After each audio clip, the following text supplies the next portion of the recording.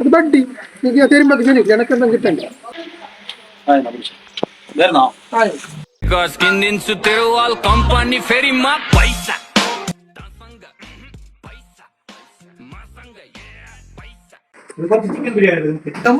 ഗമ്മത്തൊന്നും ഇല്ലറാ. നിന്റെ പൊരയില് പോറ്റിക്കൊണ്ടായി പോയി നല്ല ചത്ത്.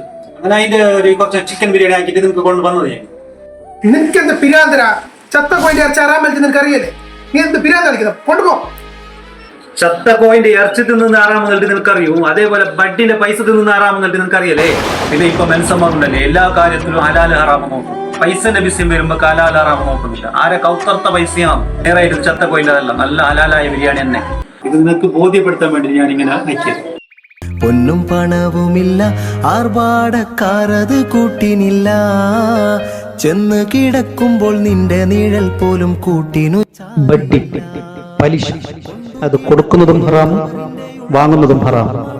പലിശ ഇടപാട് നടത്തുന്നതും ഹറാം.